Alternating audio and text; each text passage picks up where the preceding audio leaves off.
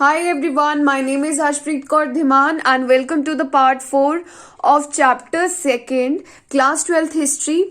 हमने last video के अंदर आपसे एक क्वेश्चन पूछा था, उसका आंसर बच्चों ने अशोका बताया है, पर ये एक मिस्टेक है मेरी भी कि जो अशोका है वो अशोका है एक्चुअल में, एस के बाद एच नहीं आता, ठीक है। और हमने जताकाज के बारे में पढ़ा था, जो जताकाज हैं वो मेनली पाली लैंग्वेज के अंदर जो है लिखी गई हैं। Okay, now the questions for this video is number 1, name the special officers appointed to spread the message of Dhamma. Question number 2, who deciphered the Brahmi and Kharoshti script? Question number 3rd is, how did Gupta rulers exemplify themselves with the high status? ठीक है, comment करके बताना है आपको ताकि मुझे भी पता चले कि how we are doing, आपको सब कुछ क्लैरिफाई हो रहा है या नहीं। ठीक है, अब देखो लास्ट वीडियो में we were discussing about the topic towns and trade.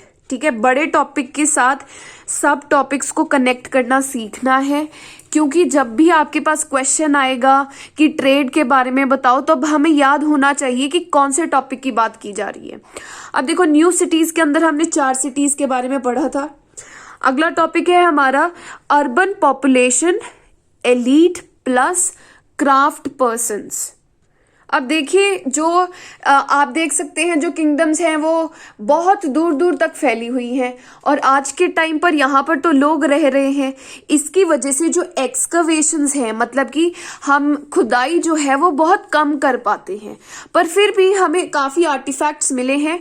और आर्टिफैक्ट्स मतलब ऐसी चीज़ें जो कि ह्यूमन बींग्स द्वारा बनाई गई हैं। ठीक है, एक एग्जाम्पल दिया गया है of this Northern black polished ware. You can see this picture. आप देख सकते हैं ये एक फाइन पोट्री है जो कि काफी ग्लॉसी है, ब्लैक कलर की है, जिसकी हमें कई बाउल्स के टुकड़े मिले हैं और डिशेस मिले हैं। हमें ये इसे देखकर ऐसे जो है एहसास होता है कि ये सिर्फ रिच लोग ही यूज किया करते होंगे। और हमें ऑर्नामेंट्स मतलब jewellery, tools, weapons, figurines and all मिले हैं हमें किस किस मटेरियल के, गोल्ड के, सिल्वर के, copper, bronze, ivory, then terracotta के, शेल एंड ग्लास के। Okay, so these AU and AG are the scientific symbols of these. ठीक है, क्योंकि हमने लास्ट टॉपिक्स में रूरल पॉपुलेशन के बारे में पढ़ा था, अब टाइम आ गया था कि हम जो सिटी में रहने वाले लोग हैं उनके बारे में भी पता करें, तो पहले 2 पॉइंट्स ये हो गए। अब अगली चीज जो कि हमें अर्बन पॉपुलेशन के बारे में बताती है वो है वोटिव इंस्क्रिप्शंस। बताया था वोटिव इंस्क्रिप्शंस क्या है। अब देखो ये जो इंस्क्रिप्शंस हुआ करती थी ना, इसके ऊपर डोनर जो है उसका नाम लिखा जाता था। डोनर मतलब जो दे रहा है कोई भी गिफ्ट रिलीजियस इंस्टीट्यूशन को, वो क्या काम कर रहा है उसके बारे में भी बताते थे। तो इससे हमें पता चला कि जो डाउन है उसके अंदर black Smith, gold Smith, religious teachers, carpenters, Kings, merchants, ये सारे रहते थे। ठीक है, चौथा पॉइंट आप बनाओगे गिल्ड्स या फिर श्रेणीज। गिल्ड्स एंड श्रेणीज क्या होती थी? These are the organisations of the craft producers. ठीक है, कोई एक पर्टिकुलरली जैसे फॉर एन एग्जाम्पल जो पोर्टर्स हैं वो अपनी एक गिल्ड बनाया करते थे, एक ऑर्गेनाइजेशन बनाया करते थे कि प्राइस डिसाइड करेंगे ये सब कुछ। और ये जो मर्चेंट्स हैं वो भी ऐसी ऑर्गेनाइजेशंस बनाते थे जिन्हें बोलते थे श्रेणीज या फिर गिल्ड्स। ठीक है, अब ये जो है जब भी ट्रेड करते थे इनकी काफी रिकॉर्ड्स हमें मिले हैं। जैसे इन्हें आयरन चाहिए तो उसका रिकॉर्ड मिला है, उससे भी हमें अर्बन पॉपुलेशन के बारे में पता चलता है। Now we are going to talk about the trade. ठीक है, trade in the sub continent मतलब पाकिस्तान, इंडिया, श्रीलंका, नेपाल, भूटान, बांग्लादेश को मिलाकर जो हमारा इंडिया बनता है, पहले भारतवर्ष हुआ करता था, उसे सब कॉन्टिनेंट बोलते हैं। अब ट्रेड उससे बियॉन्ड भी हुआ करता था, अब हम वो पढ़ेंगे। देखो हमें जो है अगर हम देखें उस टाइम पर हमारा जो ये मैप है ना उसके ऊपर बहुत सारे ट्रेड रूट्स थे। ठीक है, जैसे कि जो हमारा ये इंडिया का साउदर्न पार्ट है आपको पता है, उसके ईस्ट में बे ऑफ बंगाल होता है और उसके वेस्ट में अरेबियन सी होता है, राइट। अब ये जो सी है इसे यूज किया जाता था ताकि हम वेस्ट एशिया के अंदर ट्रेड कर सकें, नॉर्थ अफ्रीका के अंदर ट्रेड कर सकें और चाइना के साथ ट्रेड कर सकें from the Bay of Bengal coast. उसके बाद बे ऑफ बंगाल कोस्ट से साउथ ईस्ट एशियन कंट्रीज जो नीचे आती हैं, इंडोनेशिया एंड ऑल, उनके साथ ट्रेड करें, ठीक है। ऐसे ट्रेड रूट्स के एविडेंसेस हमें मिले हैं। अब जब भी क्वेश्चन आएगा कि 600 BCE टू 600 CE के बीच के ट्रेड के बारे में बताओ, आपको पता है चैप्टर की ये जो टाइमलाइन यही है, फिक्स्ड है, तो कोई भी क्वेश्चन इस टाइमलाइन से रिलेटेड आएगा तो यू विल अंडरस्टैंड कि ये सेकेंड चैप्टर से आया है और उसमें से ये लिखना है, ठीक है। अब ट्रेड तो करते थे, अब वो कैसे कैसे क्या क्या यूज करते थे फॉर देयर ट्रेड। सबसे फर्स्ट है पेडलर्स, मतलब कि ऐसे चल के आया करते थे, जैसे हमारे आज के टाइम पर भी सिटीज में कई लोग चल के ट्रेड करते हैं, कुछ बेचते हैं। उसके बाद अगले लोग आते हैं मर्चेंट्स, जो कि थोड़े रिच होते हैं और वो बुलक कार्ट्स और पैक एनिमल्स को यूज कर लेते हैं, जैसे कैमल एंड ऑल, इन्हें इनके साथ जो है एक जगह से दूसरी जगह जाके ट्रैवल किया जाए, ट्रेड किया जाए। उसके बाद है सी फारर्स, वो लोग जो कि सी से जो है इंडिया के अंदर आ रहे हैं या इंडिया से बाहर जा रहे हैं, जो कि बहुत रिस्क का काम था उस टाइम पर प्रॉफिट भी बहुत ज्यादा होता था, ठीक है। अब ये जो मर्चेंट्स है ना हमारे, इन्हें जो है पर्टिकुलर स्पेसिफिक वर्ड्स से बुलाया जाता है। तमिल लैंग्वेज के अंदर इन रिच मर्चेंट्स को, सक्सेसफुल जो कारोबार करते हैं ना, सक्सेसफुल एंड रिच मर्चेंट्स को मसत्थु वन बोलते हैं, ठीक है। वन मतलब जीत जाना, WON, है ना। तो सक्सेसफुल मर्चेंट्स को तमिल में मसत्थु वन बोलते हैं। उसके बाद प्राकृत में सेठीज बोलते हैं। देखो सेठ, हमें पता है सेठ हम किसको बोलते हैं, सेठीज बोलते हैं। और सत्तावाहास बोलते हैं। देखो वाह क्या ट्रेडर है, क्या मर्चेंट है, ठीक है। तो ऐसे लर्न कर सकते हो, प्राकृत में SS और तमिल में M आता है तो मसत्थु वन, ठीक है। अब देखो ट्रेड हो रहा है तो किन चीजों का हो रहा है हम देखते हैं। Salt, grain, cloth, metal ores, ठीक है, जितने भी हमारी धातुएं हैं उनका ट्रेड किया जाता था। प्रोडक्ट्स ऑफ स्टोन, टिम्बर मतलब लकड़ी, मेडिसिनल प्लांट्स, ठीक है। जो इंडिया है ना वो नॉर्थ अमेरिका के ऊपर एक मेडिटेरेनियन सी आता है, ठीक है। मेडिटेरेनियन सी जो है उसके ऊपर रोमन एम्पायर आती है। इसमें देख सकते हैं ये हो गया हमारा मेडिटेरेनियन सी, इसके ऊपर हमारी रोमन एम्पायर थी। रोमन एम्पायर जो है वो इंडिया से स्पाइसेस, पर्टिकुलरली पेपर, ठीक है, मंगवाती थी और टेक्सटाइल्स मंगवाती थी और मेडिसिनल प्लांट्स मंगवाती थी। सो ये है ट्रेड के बारे में। अब अगले टॉपिक पे जा रहे हैं हम। अब देखो मैं आपको फिर से बता रही हूँ, जो सोर्सेज हैं वो मैंने नहीं पढ़ाए हैं, they are very much easy to read, तो आप उन्हें गो थ्रू जरूर कर लें। They are the purple boxes given in your book, ठीक है। अब देखो अगला topic under the topic towns and trade, है ना, वो है हमारा कॉइन्स एंड किंग्स, ठीक है। किंग जो है वो कॉइन बनवाते थे। अब ट्रेड की बात आ रही है तो मनी की भी बात आएगी ना, मतलब कॉइन्स उस टाइम पर जो सोने के कॉइन्स एंड ऑल ये सब कुछ हुआ करते थे। अब देखो कॉइन्स की जो स्कॉलर्स, जो हिस्टोरियंस स्टडी करते हैं उन्हें बोलते हैं न्यूमिस्मैटिक्स, ठीक है। न्यूमिस्मैटिक्स क्या करते हैं, कॉइन के ऊपर जो लिखा हुआ है मतलब स्क्रिप्ट, उसकी स्टडी करेंगे। इमेजेस बन रखी हैं कॉइन के ऊपर, उसे देखेंगे कि क्या है, किस मेटल का बना है वो देखेंगे, और कहाँ पर मिला है कॉइन उसके बारे में भी जानकारी लेते हैं, ठीक है। Numismatics very important. आप देखो अब कॉइन मिल रहे हैं, मतलब कि बहुत ज्यादा एक्सचेंज हुआ करता था उस टाइम पर, ट्रेड बहुत ज्यादा था। अब ये जो कॉइन्स हैं कई बार पंच मार्क्ड हुआ करते थे। पंच मार्क्ड का क्या मतलब है, ये देखो ऐसे लग रहा है ना जैसे मेटल के ऊपर स्टैंप लगा दी हो किसी ने, तो पंच मार्क से जो है पहले कॉइन्स बनाया करते थे। अब बहुत सी एक्सकवेशंस की गई और हमें बहुत कॉइन मिले, ठीक है। अब ये जो न्यूमिस्मैटिक्स हैं, ये जो है इन कॉइन्स को फाइंड करके ये पता करते हैं कि एक्चुअल में हमारी कंट्री किस किस के साथ ट्रेड कर रही थी, ठीक है। तो they try to find out the commercial networks of the trade, ठीक है, इसे रिकंस्ट्रक्ट करने की कोशिश करते हैं, जानने की कोशिश करते हैं कि कहाँ कहाँ पर ट्रेड जो है वो चल रहा था। अब ये कॉइन्स कौन इशू करता था? ठीक है, हमारी तो गवर्नमेंट करती है, उस टाइम पर कौन करता था? स्पेसिफिक रूलर डायनेस्टीज जैसे कि मौर्याज हो गए, ठीक है, इनके किंग्स जो हैं वो इशू किया करते थे जितने भी कॉइन्स हो गए। पर मर्चेंट्स, बैंकर्स और टाउन के लोग जो हैं वो भी इशू करते थे। ओके, अब देखो, this is in your hands कि आप अपने 8 मार्क्स के क्वेश्चंस को कितना अट्रैक्टिव बना सकते हो। अट्रैक्टिव कैसे बना सकते हैं? Through the diagrams. ठीक है, ये व्हील डायग्राम है, तो अब व्हील डायग्राम बना रहे हो या कोई भी क्रिएटिविटी कर रहे हो, उसकी वजह से ना आप अपना कंटेंट जो रिटन पोर्शन है ना, कितनी पॉइंट्स लिख रहे हो आप, उसकी कितनी डिस्क्रिप्शन लिख रहे हो, उसे कम नहीं करने देना। ठीक है, this will be the extra part only, कि ये जो है इम्प्रेस करने के लिए है। ठीक है, अपना मेन बेसिक कंटेंट उसे कम नहीं करना।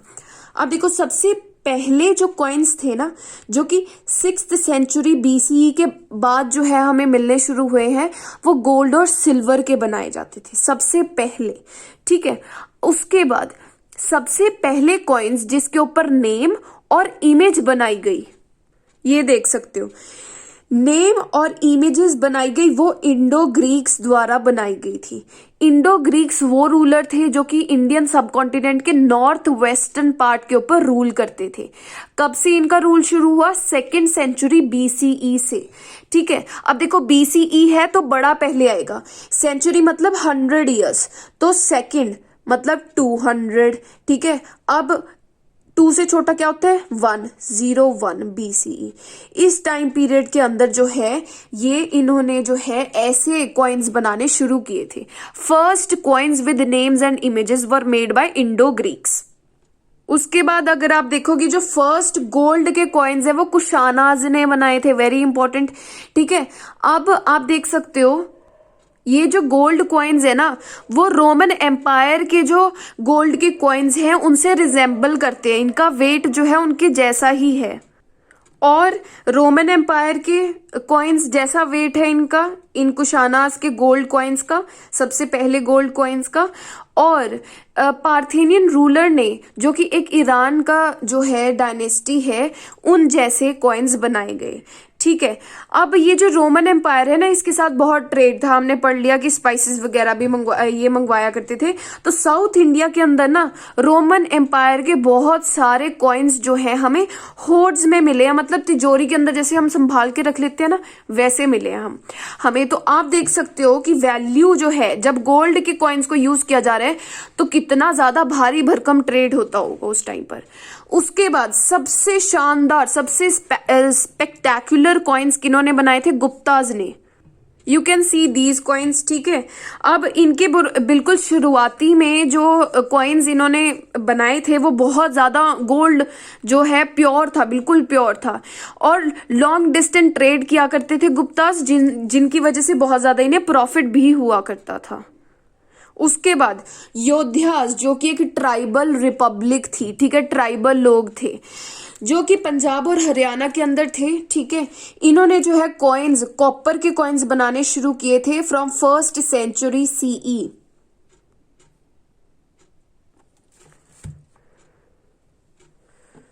This is one of the example. अब आप देख सकते हैं कि बहुत सारा कॉइन का यूज किया जा रहा था, पर जो चैप्टर की एंडिंग डेट है that is 6th century CE। ठीक है, इस टाइम पर जो है सी लगाया जाता है आगे, मतलब अप्रोक्सीमेट है, मतलब बिल्कुल यही से नहीं शुरू हुआ था, पहले से भी शुरू हो चुका था ये सब कुछ, कि गोल्ड कॉइन्स जो है हमें मिलने बहुत ज्यादा कम हो गए हैं। अब 2 टाइप के स्कॉलर्स आते हैं, एक कहते हैं कि रोमन एम्पायर के साथ इंडिया का ट्रेड बहुत ज्यादा कम हो गया था, इसकी वजह से इंडिया के अंदर एक इकोनॉमिक क्राइसिस आया था, जिसकी वजह से इंडिया को जो है प्रॉफिट नहीं हो रहा था। इसकी वजह से 6th सेंचुरी CE के बाद जो है हमें गोल्ड के कॉइन्स ज्यादा नहीं मिल रहे। दूसरे टाइप के स्कॉलर्स बोलते हैं कि 6th सेंचुरी CE के बाद जो है बहुत ज्यादा ट्रेड शुरू हो गया था और ये गोल्ड कॉइन्स का सर्कुलेशन ज्यादा होने लग गया था। मतलब कि जो हमें कॉइन्स मिलते हैं ना, हमने पढ़ा था होर्ड्स में मिलते हैं, मतलब संभाल के कहीं पे रखे हुए। ठीक है, दूसरे टाइप के स्कॉलर्स का क्या कहना था, लोग संभाल कर नहीं रख रहे थे, इन्वेस्ट कर रहे थे, ठीक है, खरीदारी कर रहे थे। इसकी वजह से जो है हमें गोल्ड कॉइन्स जो है वो नहीं मिले, और वो गोल्ड कॉइन्स आगे जाके रिसाइकल कर करके ऐसे यूज करते रहे, इसलिए हमें नहीं मिल रहे हैं। ठीक है, so these are the 2 perspectives. उसके बाद अगला टॉपिक है 7th topic, back to basics. How are inscription deciphered, मतलब हमें इंस्क्रिप्शंस कैसे हम डिसाइफर करते हैं, उनके बारे में कैसे पता करते हैं। अब देखो, ये टॉपिक स्टार्ट करने से पहले ना आप एक डिफरेंस समझ लो। एक होती है लैंग्वेज, एक होती है स्क्रिप्ट। ठीक है, स्क्रिप्ट मतलब लिखी हुई लिपि, ठीक है, जिसे हमें लिपि बोलते हैं। एग्जाम्पल से समझते हैं। देवनागरी लिपि के बारे में सुना होगा। ठीक है, ये जो है देवनागरी लिपि है, मतलब क ख ग ये सारे जो साइंस है ना, इन्हें हम स्क्रिप्ट बोलते हैं। ये सारे साइंस जो है, करेक्टर्स जो है, अल्फाबेट्स जो है, इसे हम स्क्रिप्ट बोलते हैं। अब इन सारे जो ये साइंस है हमारे, ठीक है, इसे तो स्क्रिप्ट बोल दिया।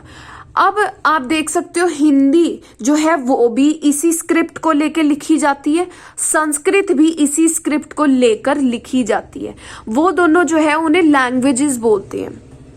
तो जो हमारी लैंग्वेज है ना, वो स्पोकन कम्युनिकेशन को इंडिकेट करती है। जैसे मैं कहूँ my name is Harsh in English, ठीक है, अब अगर हम इसे हिंदी में बोलेंगे मेरा नाम हर्ष है, ठीक है, वो लिख इसी सारे से रहे हैं, इसी स्क्रिप्ट से, देवनागरी स्क्रिप्ट से लिख रहे हैं। पर अगर संस्कृत में बोलेंगे अहम नाम हर्ष, ऐसे करके बोलेंगे, तो लैंग्वेजेस अलग होती हैं, स्क्रिप्ट अलग होती है। आप यहाँ पे देख सकते हो एक ही स्क्रिप्ट में से 2 लैंग्वेजेस निकली हैं। अब सबसे पहला टॉपिक है डिसाइफरिंग ब्राह्मी। जो ब्राह्मी स्क्रिप्ट है वो, उसके बारे में हमें पहले नहीं पता था। ठीक है, हमने कैसे उसके बारे में पता किया। अब देखो, जो मॉडर्न इंडियन लैंग्वेज है ना, आज के टाइम पे जितनी लैंग्वेजेस यूज की जा रही हैं, उनकी मदर जो स्क्रिप्ट है ना, वो ब्राह्मी है। ठीक है, अशोकन इंस्क्रिप्शंस के अंदर जो यूज की गई है स्क्रिप्ट, जिसे ब्राह्मी बोलते हैं, वो आज की मॉडर्न इंडियन लैंग्वेजेस का बेस है।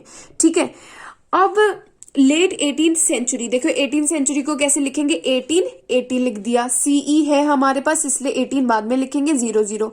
18 से पहले क्या आता है, 1701, ये हमारी 18th सेंचुरी होगी। अब 18th सेंचुरी के अंदर क्या हुआ, लेट 18th सेंचुरी के अंदर यूरोपियन स्कॉलर्स और इंडिया के पंडित्स जो है, उन्होंने बैठकर बंगाली और देवनागरी स्क्रिप्ट जो है उसे लिया। ठीक है, और इन सारी आज की बंगाली स्क्रिप्ट को देखा और देवनागरी स्क्रिप्ट को देखा, और जो पुरानी हमें अशोकन ब्राह्मी मिल रही थी ना, इन दोनों को जो है कंपेयर किया इन्होंने। ठीक है, तो इन्हें पता चला क ब्राह्मी में ऐसे लिखते हैं, ख जो है वो ऐसे लिखते हैं। तो ऐसे करके जो है इन्होंने ब्राह्मी स्क्रिप्ट को जो है डिसाइफर कर लिया इन 1838।